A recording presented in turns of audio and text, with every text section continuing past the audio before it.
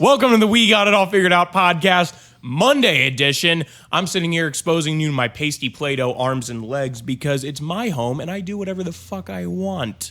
Gotta love it in Victor, Idaho. Please send all hate comments as snail mail to my address at more to follow. Anyway, I'm joined by the pansexual pump action James himself, a.k.a. J Shades, a.k.a. one of the members of the Central Park Five that Donald Trump helped to convict.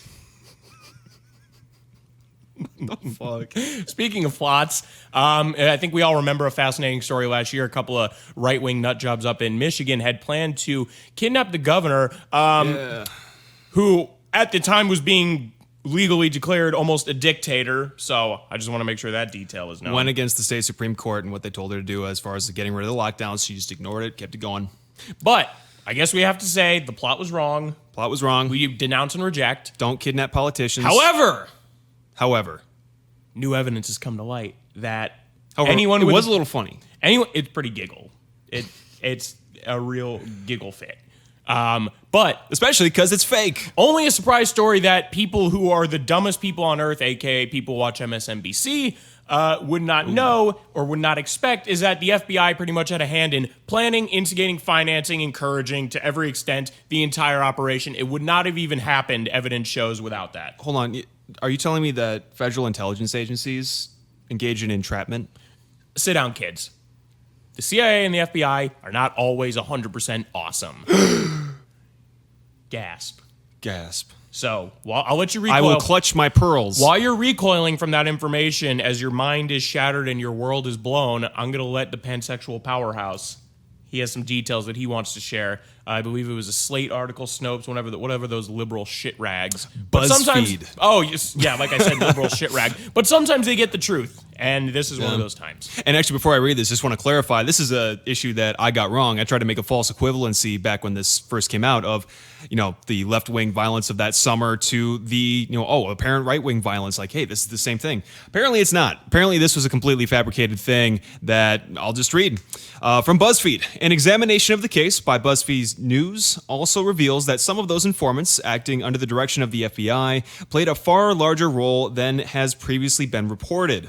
Working in secret, they did more than just passively observe and report on the actions of the suspects, which is what they're supposed to do. Instead, they had a hand in nearly every aspect of the alleged plot, starting with its inception. And here's the kicker. The extent of their involvement raises questions as to whether there would have even been a conspiracy without them. Now, Hey, boys in the FBI, the I in your name stands for investigation, not instigation. Damn, we got hot him! take, bro. That's it. Show's over. Fuck! We got him. We brought down the FBI. We're never going to top that. That's it. That's amazing. I think we're ready to wrap up, boys. So that's the end of the. Oh, but it gets better. That's the end. Because of here's the some specifics. Let's get some specifics in here. A longtime government informant from Wisconsin, for example, helped organize a series of meetings around the country where many of these alleged plotters first met one another and the earliest notions of a plan took root. Some of those people say. The Wisconsin informant even paid for some hotel rooms and food as incentive to get people to come. Listen. What did they order? When a terrorist online offers you free food to come to a state and engage in a plot to kidnap a member of the state, don't go. That actually makes sense. When I was in Boston a few years back, the Tsarnaev brothers, who did the Boston bombing, I was walking. They're hot, though. I was walking down the street. They said, "Hey, buddy, Mike, they are hot. They're hot. They're are fucking hot. They're the hottest domestic terrorists in the world. I will marry either one of those guys. Give me that Dagestan dick." I was walking down the street and this Russian Dagestani guy says, "Hey brother, we have Dunkin' Donuts. You come to meeting for club?" Yeah, I said, "No sir, I'm not interested." If I had gone to that meeting for those donuts, you would have seen me at the Boston bombing. I don't know how to build a bomb out of pots. No, but you do have a pressure cooker. But if the FBI offered me pizza and a hotel room and free training, they're like, "Hey, it's a free webinar. Come in for this weapons and tactics training." If you want to catch either one of us in your FBI plot, just give us free food. High carb. And if you want to get us in the worst place, have a big titty goth girl give us food. Preferably she Dude, is you can't give it away, man. You can't give it away.